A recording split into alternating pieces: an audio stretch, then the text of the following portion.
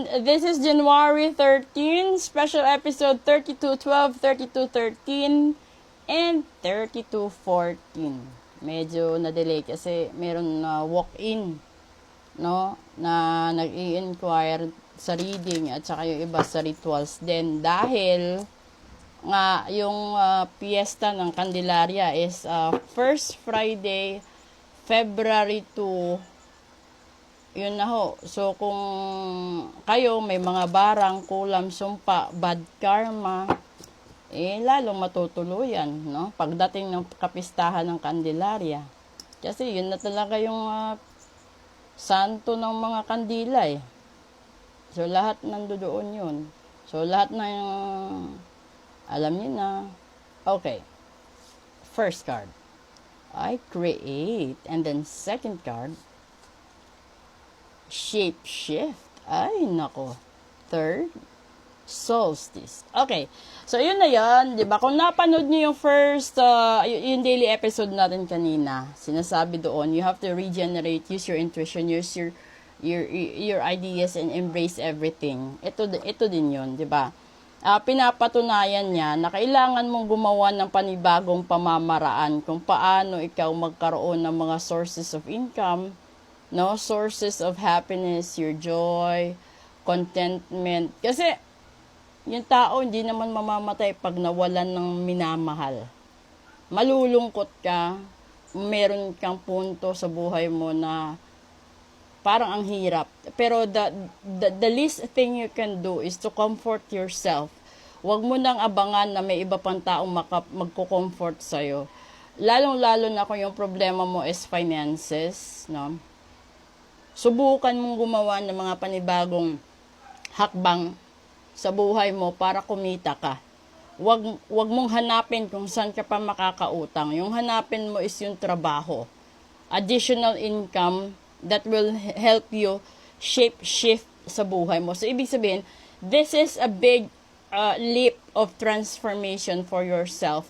Na kung sa buong buhay mo, ito na lang yung nangyayari at wala pa rin progress, then gawin mo na, magbago ka na. Kasi ito yung pangkalahatan nun yung shift. So, ibig sabihin, kung andi dito yung mga blessings mo nasa baba, ito ka ngayon sa taas. So, ibig sabihin, gumawa ka ng paraan para maging baliktad ito na yung mga blessings mo nasa taas at hindi sa baba. So, di ba?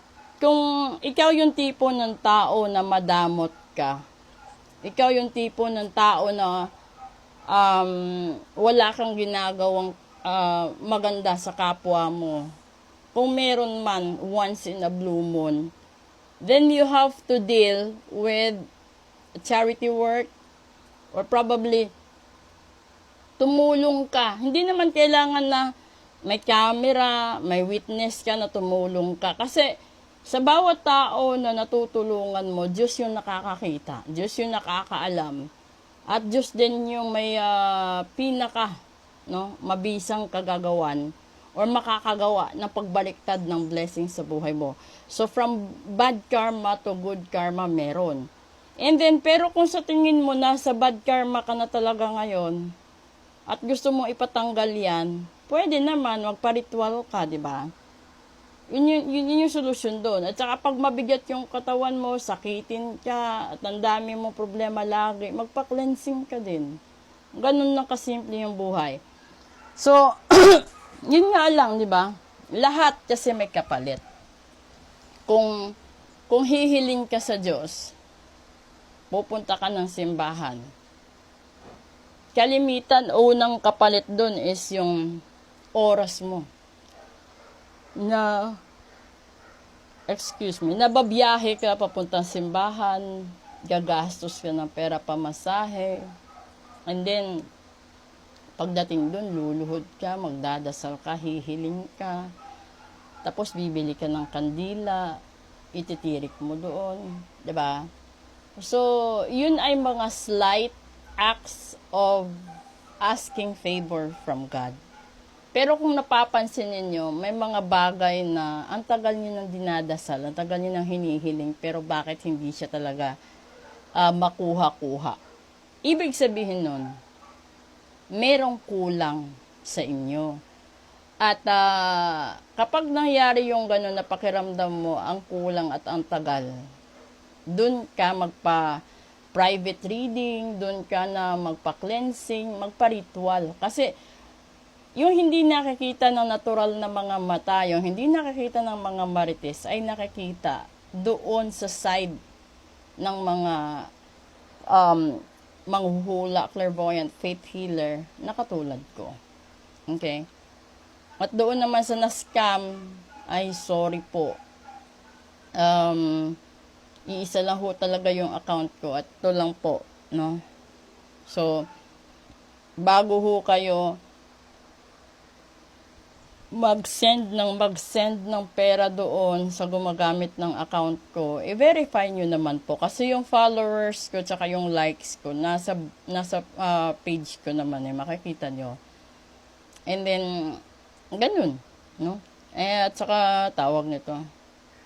Hindi na kayang i-elaborate pa ito kasi sa nakaka-resonate, kapag walang pagbabago sa nangyayari sa buhay nyo, yun na, shift talaga. So, ang hirap nito lalong-lalo na kung ikaw yung tipo ng tao na hindi ka nakakakilos kung walang taong nag-a-assist sa'yo. Halimbawa, ikaw yung tao na sanay ka lang na merong taga-bigay sa'yo ng allotment, sanay ka na merong taga-bigay sa'yo ng allowances mo, may taga-bayad ng bills mo, may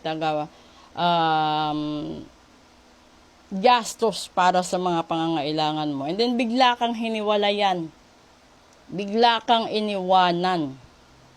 No? E di, kalimitan, maglulupasay ka. No? Kahit alam mo na wala kang kasalanan, ikaw pa itong hihingi ng tawad doon sa nang iwan sa'yo. Kasi behind your drama, ando doon sa brain mo. Kailangan siyang bumalik kasi mawawala lahat ng luho mo sa buhay. And then it will be too late na ma-realize mo na hindi na siya babalik. So kung ikaw yung tipo ng tao na nandyan pa yung taong tagabigay sa iyo ng luho mo ngayon, habang maaga pa, no, ipagawa mo na yung cleansing at saka yung ritual para lalong tumibay ang pagsasama ninyo. Huwag mo nang antayin na masira muna bago mo ipagawa. So, kung ikaw yung tipo ng taong may pangangamba, na baka, no? Sa taong ito, maghiwalay kayo or baka sa mga ganitong panahon. Kasi papunta yung Valentine's. So, yung gagawin nyo ahead of time, ay ipa-cleansing nyo na yung mga relasyon ninyo, para hindi na kayo magkawatak-watak at hindi na rin kayo magkaroon ng mga matitinding away. Ganun din sa finances, sa business ninyo, sa mga kasal, sa properties, sa kalusugan. Yung ganun na mga rituals at saka yung mga cleansing, yun na yung gagawin ninyo, okay?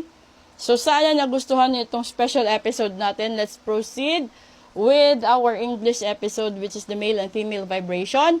Again, bumili na kayo nito. This is a brooch na, no? Tarot brooch siya. Napakaganda. Ito pinakita ko kahapon, pero papakita ko rin sa inyo ngayon. It's a tarot cat na brooch, no? Binigay sa akin.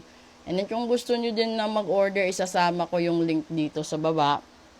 Kasi whatever revenues na magkakaroon ito, doon naman mapupunta sa Piso Caravan.